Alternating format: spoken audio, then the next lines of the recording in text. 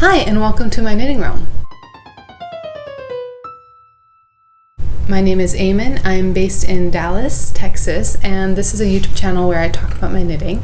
It has been about a month since my first podcast, so it was time to make a new one, and I'm really excited to share what I've got so far and what I've been working on.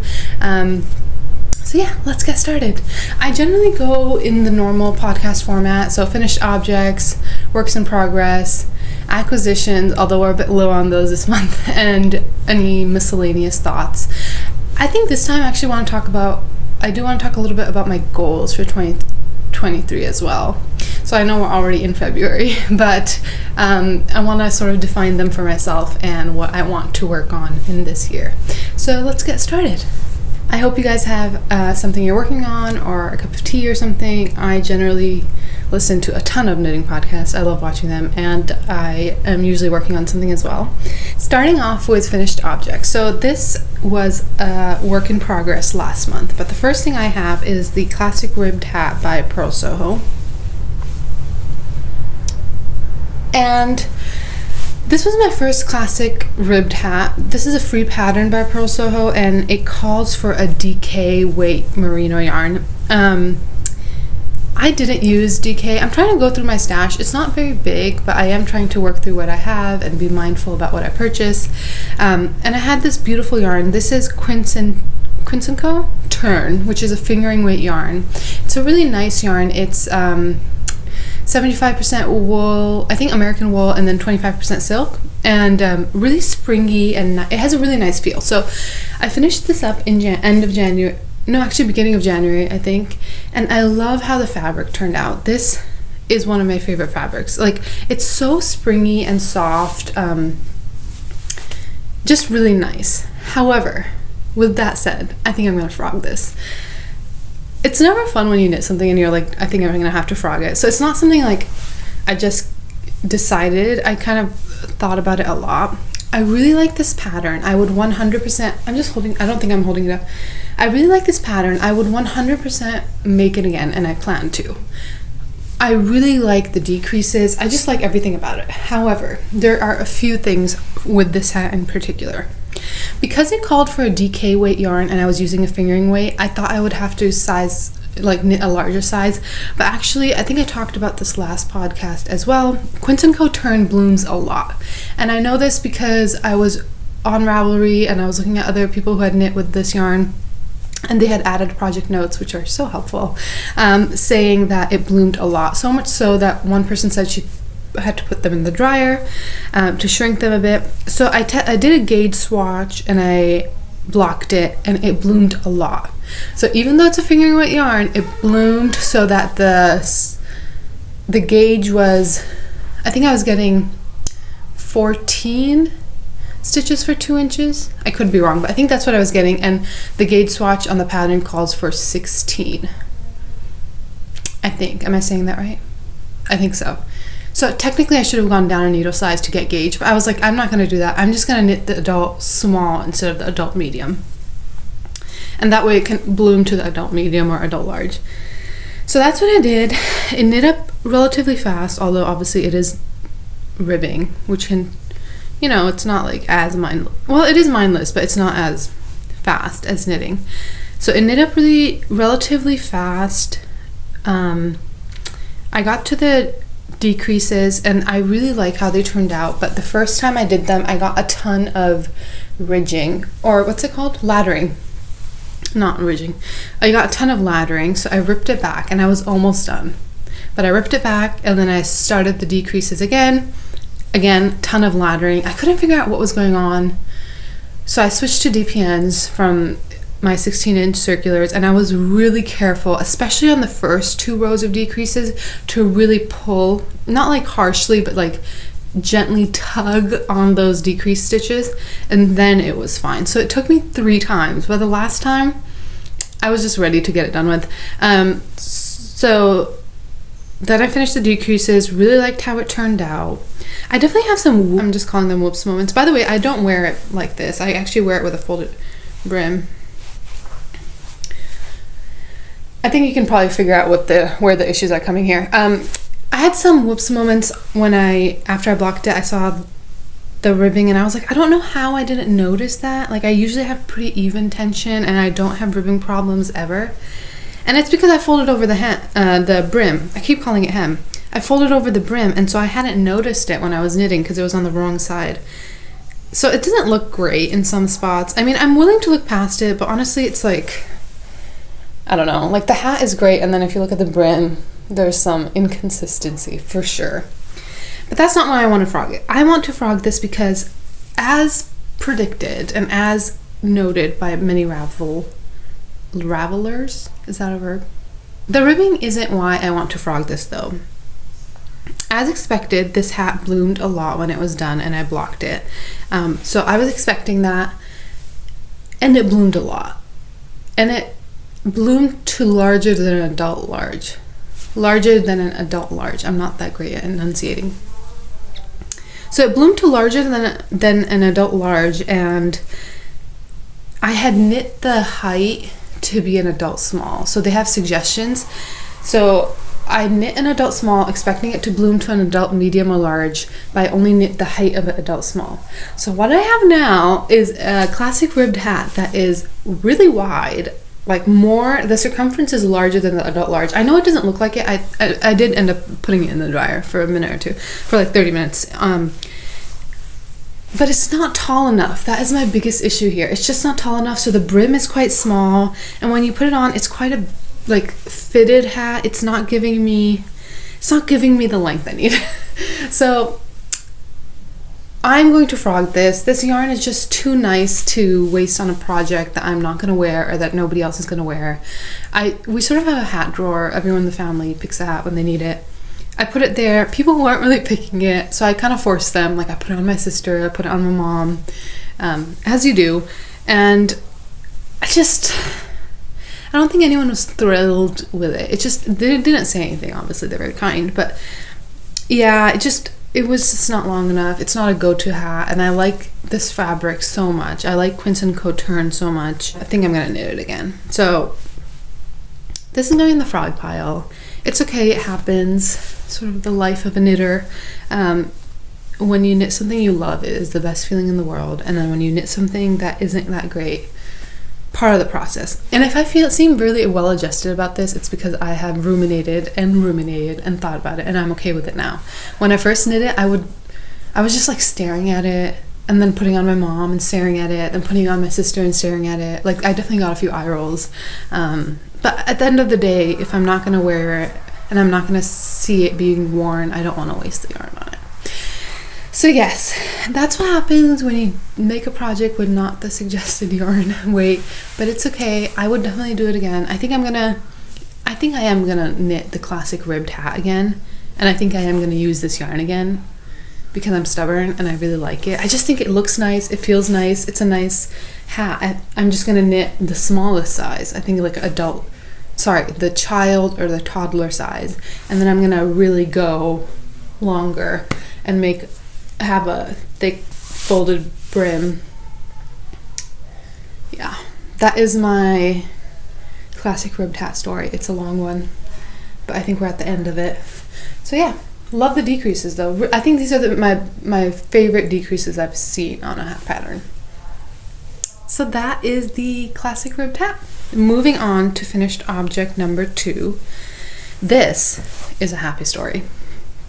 I finished my socks that I hadn't even started them last podcast. I think I said I was going to start, so I started immediately after, and I am so happy. So these are my socks. I am so happy with them. This is the Star Toe Fleegle heel pattern by Very Pink Knits. I'm going to show the heel there. By the way, I have worn these a few times, so if they look a bit worn, it's because they were. I tried to like smooth them out, but yeah. So Dallas has been very cold the last few days.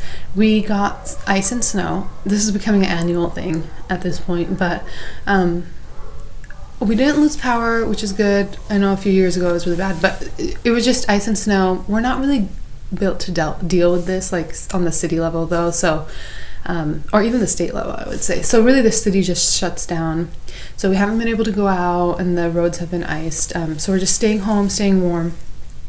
So I've been wearing these. I was going to not wear them until I showed them on the podcast and then wear them, but couldn't resist. Anyways, so this is the Star Toe Fleegle heel. I think I said that already. This is my first time knitting the Fleegle heel, and I am so happy with how it turned out. I am a heel flap sock girl. So I like the heel flap because I like the wider instep, and I find them the most comfortable to wear. So the Fleegle heel doesn't have a heel flap. It just has a heel turn, and it looks like the heel turn just keeps going. So you do get the wider instep. And this is a very pink knits pattern. I think this is the third time I'm saying that potentially.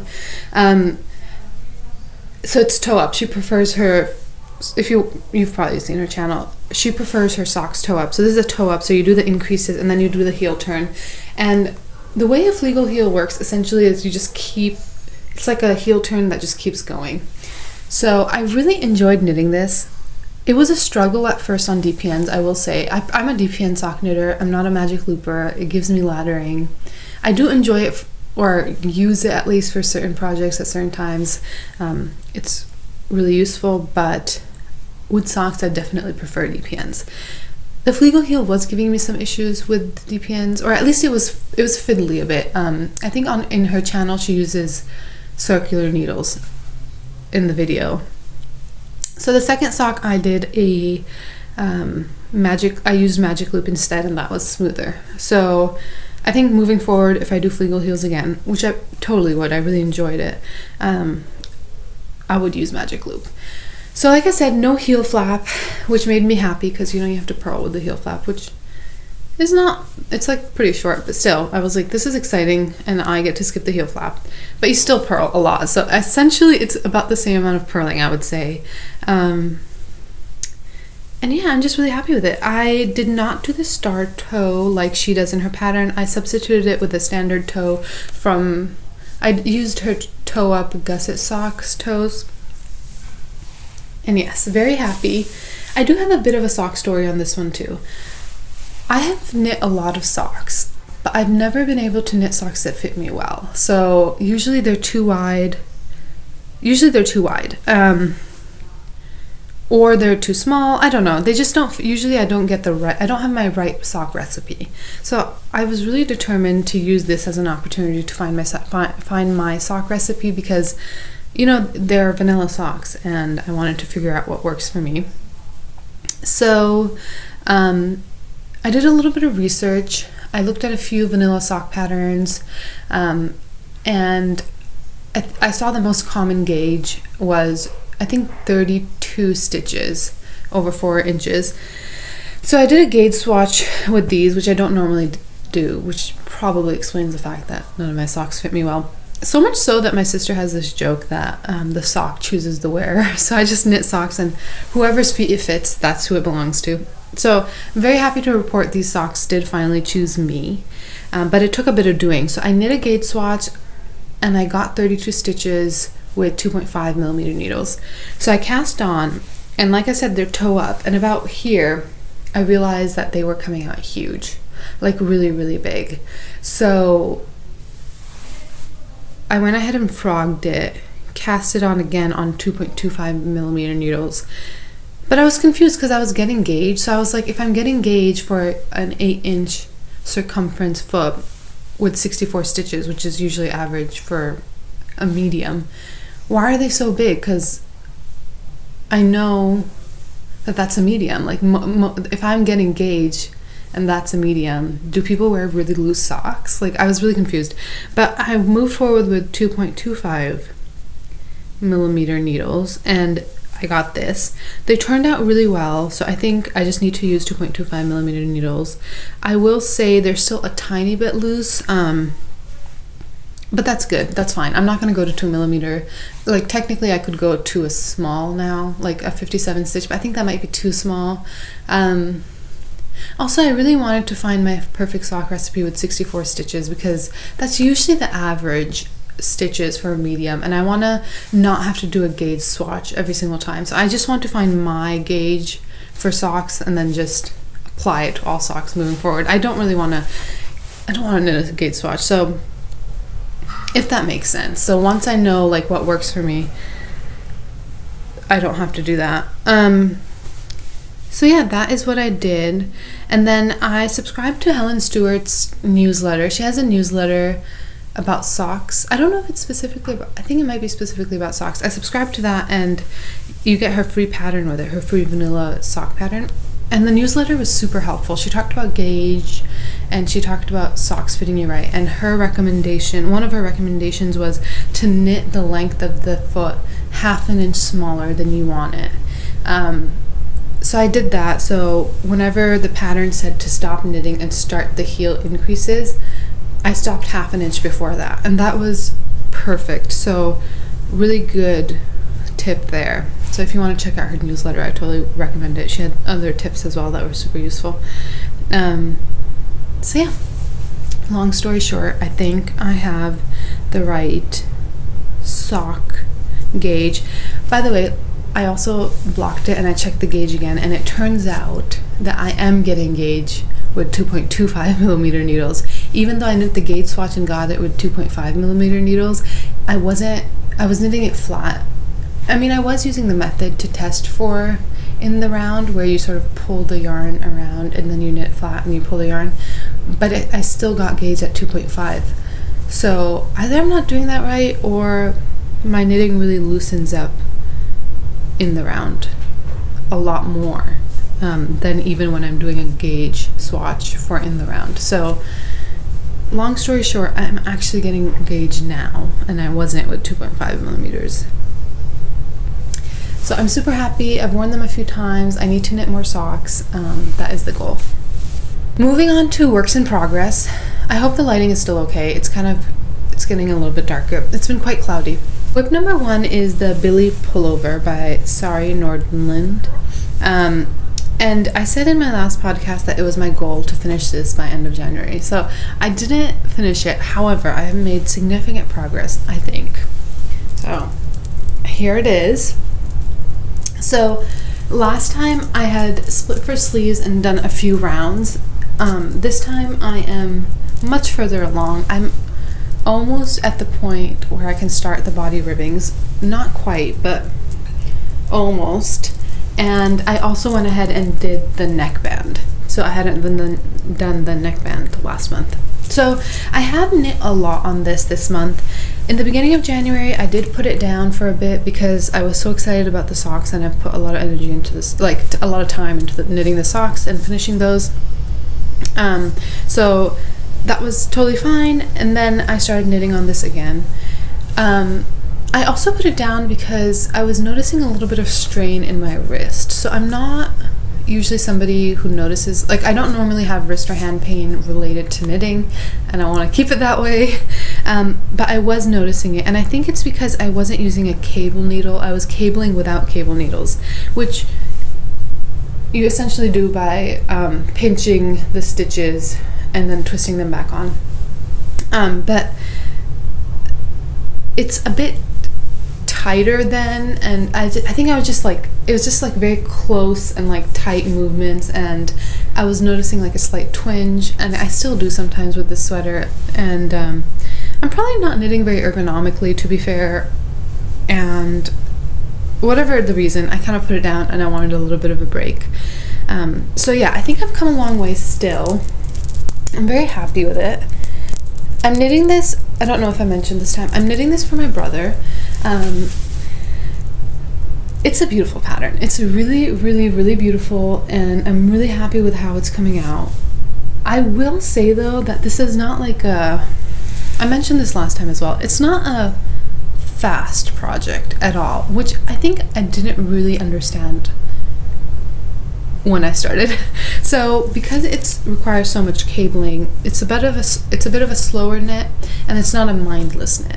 So I don't mind that at all because I love knitting. So I love being immersed even in like projects that require all my attention. So when I started this sweater, no matter how many things I was knitting, this was usually the one I was most excited about, and I enjoyed knitting on the most. But I kind of got a little tired of it after I separated for sleeves, and the reason is that I had to really extend the yoke for my brother. He's a taller guy, and this is when the pattern suggests splitting for sleeves, and as you can see, I went on for another like 2.5-3 inches. I don't know if that's in camera. And the reason like I put the stitch marker is because I blocked it, tried it on him, it was like way high, so I put the stitch marker and then knit an additional 2.5 inches. So that was definitely the most, like, by the time that was done I was a little tired, because up until you split for sleeves you have quite a few cable patterns going, like the sleeves, the back and front, and then the raglan also has cables on it, and then you have the raglan increases as well. So by the time I was done and had split for sleeves, I was basically ready for the sweater to be over, and I had only just split for sleeves. So I made it more of a focus in January because I had put it down for a while, and I really do enjoy knitting on it. It's a fun knit. Like I said, not mindless, but not mindless in a way that I enjoy. It's not complicated. You just focus on it. Maybe put a podcast, or I usually put a podcast on, like a knitting podcast, or like some Audible book or something, and it's nice. It's really fun. I think I am aware now, though, that if I do another cabled sweater in the future, which I hope to do one, I want to do one for myself. I think Sari has a pattern called Vima that I really want to knit for myself. I'm definitely going to go into it with a different mindset, though. It's like a longer term project, then you sort of knit on it between projects, so I'm not going to expect it to be done in like 2 or 3 months even. So yeah, long story short, very happy with it. I was wanting it to be done by end of January, but I don't want to pressure myself. I realized I was doing that a lot. I was like, I want to be done with this project by this date and this project by this date, but when I do that, it kind of like takes a little bit of joy out of it. I want to just enjoy what I knit and knit what I enjoy knitting. So I am done with, I'm just gonna let it go, finish it when I can. I still do want to finish it in the next month or so hopefully you can wear it a little bit before the summer comes, but I don't expect it'll take too much longer, considering I'm almost to the ribbing on the body. I tested it on him, we're really close, and then I just have the arms, and yeah, it's definitely worth the effort, I think, and I hope. And then aside from that, the neckband, I did the folded neckband, and I'm so happy with how it came out. This is my first folded neckband, and I am obsessed. I can see why. First of all, I love them anyways. Ever since I've been seeing them, and ever since I started this pattern, I was just ready to do the neckband because I was so excited about it. And it's quite a close crew neck in the pattern, you can see, and I was concerned, but it's quite stretchy, so that's totally fine. Sorry for the background noise. That's my family. Yeah, so I'm really happy with the folded over neckline, and it was super easy, and it's super stretchy, so that looks amazing. I think I want it on all of my sweaters.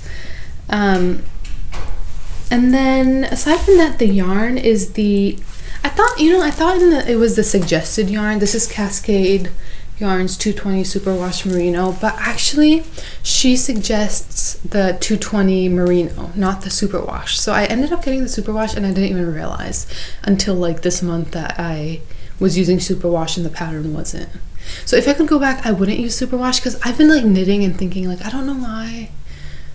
I'm surprised she suggested Superwash. Like I don't love it.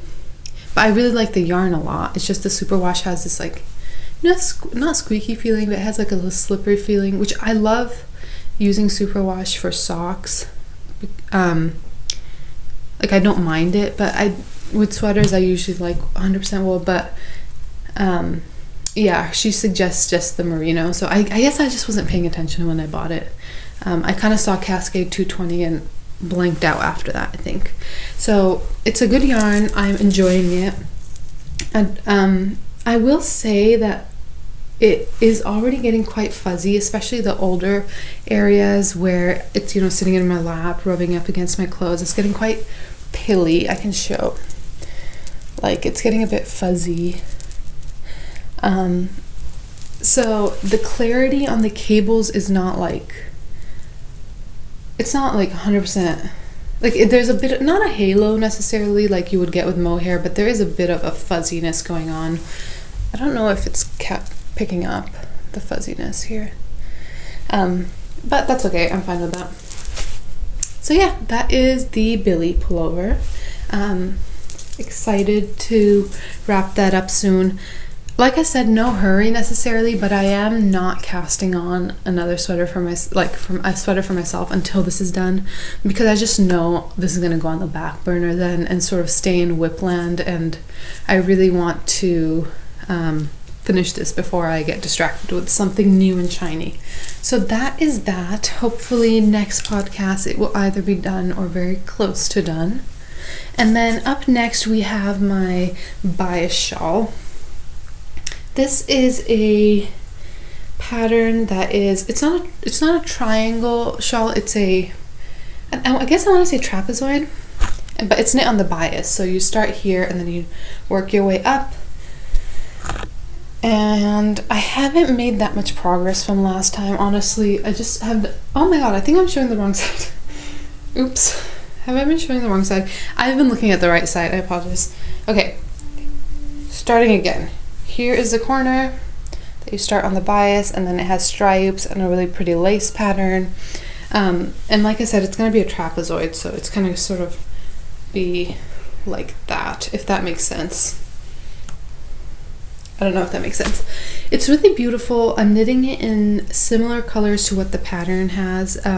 It's the suggested yarn, which I don't recall. I think I have it somewhere. One second. Yes, it's the Shibu Knits Pebble, and it's in suit, I think, for the blue color, and then this is ivory.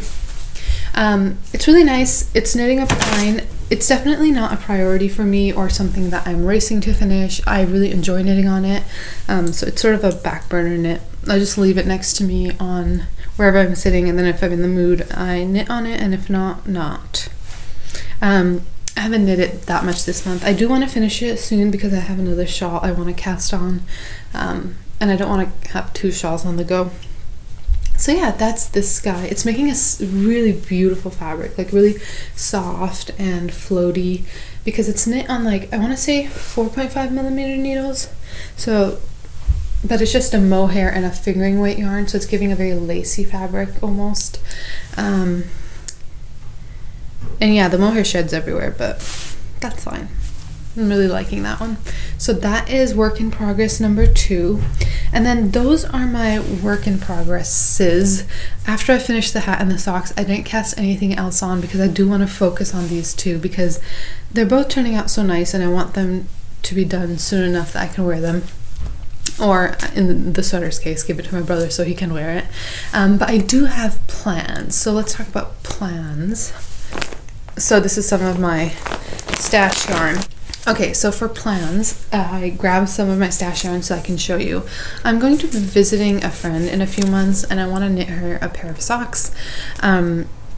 So I have this yarn by Chicken Coop Dye Works, and it's this really beautiful blue grayish color, and I want to knit the Ode to Barbara socks by Summerly Knits.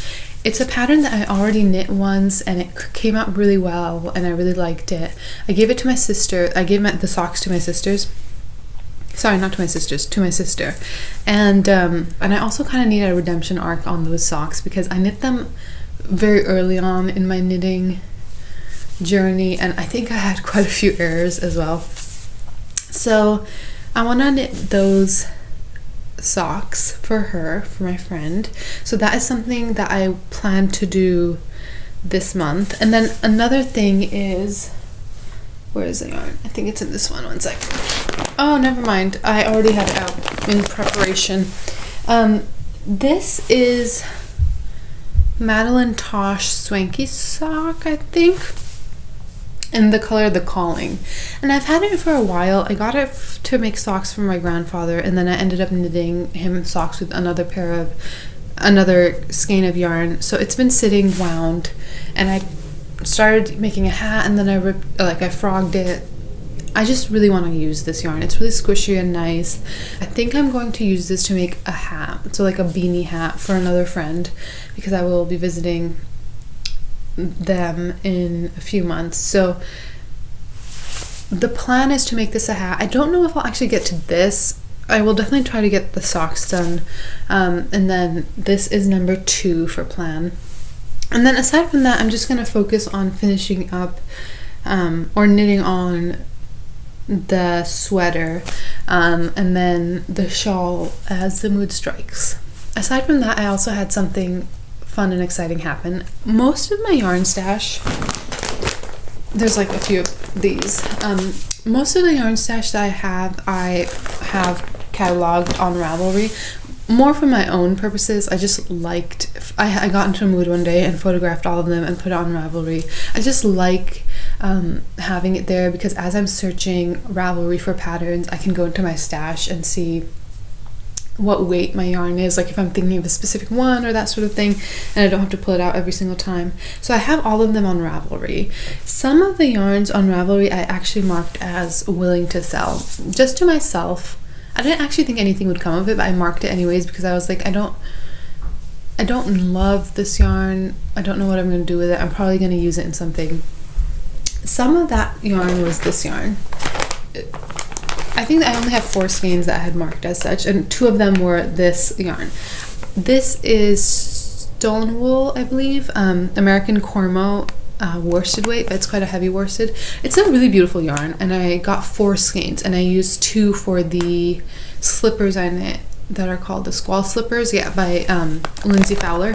And I really like the yarn. It wasn't the right yarn for the project. It calls for a light worsted, I think, and I used a quite heavy worsted. So I had 2 extra skeins. I was gonna knit maybe a cowl out of it at some point, but most of my stash is either projects I'm gonna knit soon or fingering weight sock yarn. Like, I don't mind having a sock stash at all. I like it because contrast colors and that sort of thing. But I don't generally have things that I don't have a purpose for, unless I frogged something, or like the Quince & Coturn, which was initially a frog from a different project, or these, which I bought for the SHAWL slippers because I was going to make 2 pairs, made 1 pair. They turned out really nice, but I was like, I think next time I would use a lighter worsted weight.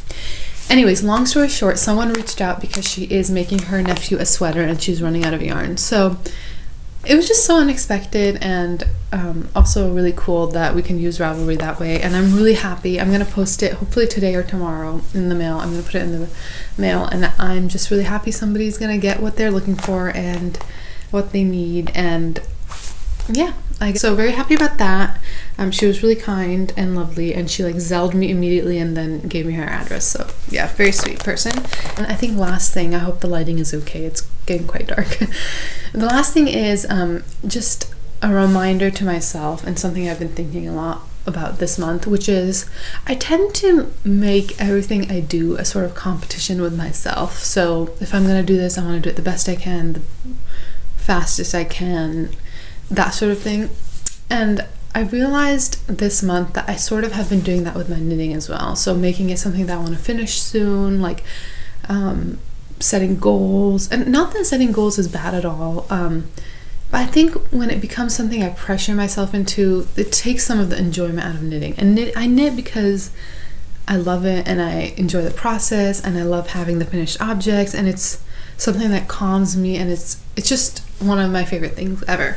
So when I realized I was putting so much like emphasis on myself, on finishing projects for the sake of having finished projects, I was like, okay, I have to work on this. I think also with the 2022 Wrapped I was seeing, which was super fun to see. I watched so many, it was really enjoyable, and I got a lot of inspo. It made me think though, I was like, I haven't done enough in 2022. I haven't made enough projects, I haven't finished enough things. I've been knitting for like 3 or 4 years now, and I've barely made any sweaters, like all this stuff. So I just wanted to remind myself and sort of set the mood for my YouTube channel that that is not what knitting is about. That's not what creating is about. And just remembering to take my time and enjoy everything I make. And it's not so much about the finished object as much as it is about my process and what I get out of it. And I love the finished projects. I love them. That's why I knit. Part of the reason I knit them, but also it's not the only reason or the most important reason. And I think Stitch Witch Craft, is that her name on Instagram? I don't recall her exact name, but she did a post about this that I'll put up here as well, that I thought was so perfect and exactly what I was like feeling but not being able to articulate. And she wrote it so beautifully about how knitting is not about doing more. So just a reminder to myself, and something I want to focus more on in 2023 as I start knitting more things for myself. So yeah, 2023 is going to be great. It's already started. I have lots of planned for sweaters for myself. I don't have enough of knitted garments for myself. I just tend to gift a lot of stuff, which is great. I choose to do it. I love to do it. But I definitely realize I need more knitted garments, and it's a goal of mine for next year. So having goals, but no rush, just things that I want to knit for my own enjoyment. So yes, that is everything for this podcast. I hope you enjoyed. Thank you so much for watching, and I will see you next time.